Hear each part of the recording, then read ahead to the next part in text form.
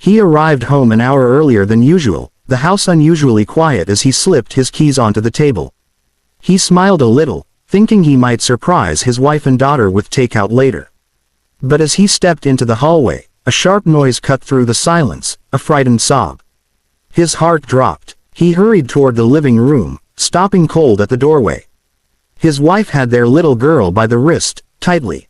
Too tightly. Their daughter's face was streaked with tears, her small body twisting as she tried to pull away. "Let me go, Mama. Please," she cried. The sight shot adrenaline through him like a lightning strike. "What are you doing?" he roared, stepping forward. His wife instantly released their daughter and turned toward him, eyes wide, breathing hard.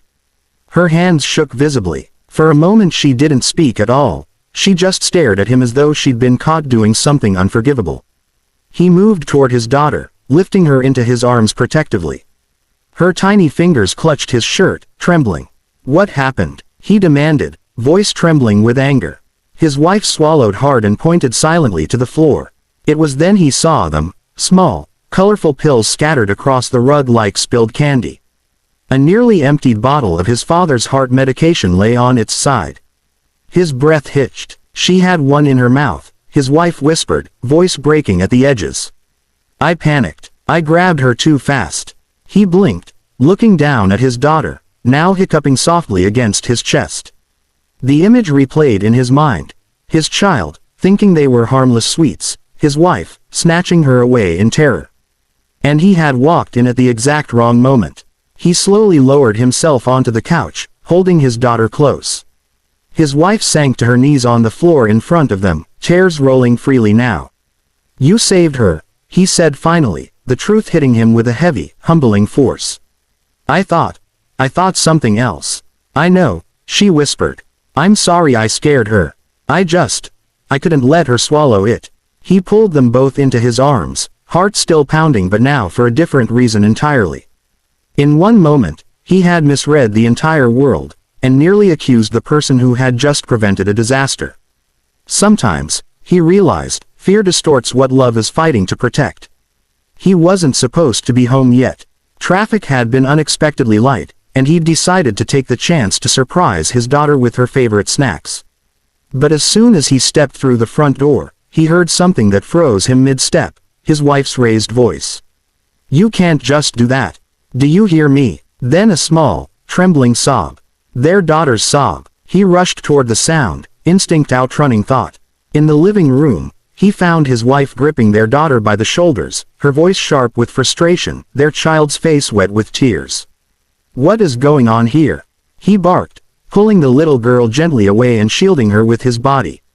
His heart pounded with anger and fear he couldn't quite name. His wife's hands fell to her sides. Her expression shifted. Not defensive, not angry, just broken. Like she had been holding herself together with shaky string, and his sudden presence had snapped it. "I wasn't." She stopped, breath catching. "I wasn't yelling at her." "Not really." He frowned, keeping his daughter close. "I saw you." She sank onto the couch slowly, covering her face with both hands. Her shoulders trembled. "No, you saw the moment I lost control," she said through her fingers. "Not why." Something in her tone made him pause. "She didn't do anything wrong," she continued, lowering her hands. "I did." The room felt suddenly smaller. Heavier. He urged their daughter to sit beside him, holding one of her hands while waiting for his wife to explain. She drew in a shaky breath. "I lost my job 3 weeks ago." His eyes widened. "What? Why didn't you tell me?" "I was embarrassed," she whispered. "I thought I could fix it before you found out. I thought I could hold things together. But bills kept piling up. I kept pretending everything was normal, and today was just too much." Her voice cracked on the last word. She looked not angry now, but exhausted. "Afraid." "I snapped," she whispered. Not at her, just at the situation. And she was the only one standing there. He exhaled, the anger slowly diffusing into something much more complicated. He looked over at his daughter, wide-eyed, confused, and then back at his wife, who looked like she was waiting for him to walk away. Instead, he sat beside her and gently took her hand. "You should have told me," he said softly, "but we're in this together." You don't have to carry everything alone. She broke down then. Tears, apologies, months of bottled fear spilling out at once. He wrapped one arm around her and the other around their daughter, the three of them folding into each other like pieces that were always meant to fit but had somehow drifted apart. That day, he realized something important. Sometimes the person who seems to be breaking is actually the one who's been trying the hardest to hold everything together. He had left work early, hoping to surprise his daughter with her favorite cookies. But as he opened the front door, the sound of crying reached him. His heart clenched. He rushed down the hallway, bracing himself for the worst. In the living room, he saw a scene that made his blood run cold. His wife standing over their daughter, her hands on the girl's shoulders, voice raised. Their daughter's face was streaked with tears. "Enough," he shouted, stepping forward. "What is going on here?" His wife froze, her expression hardening as if she had been caught in a crime. Their daughter trembled, looking between them.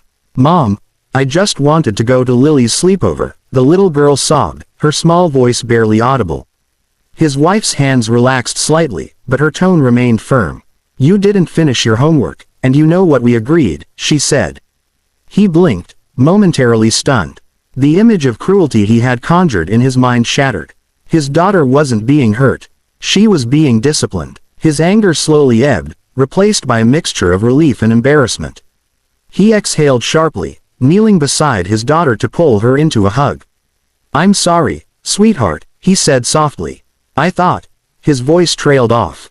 The thought of accusing his wife of harming their daughter made him feel almost sick.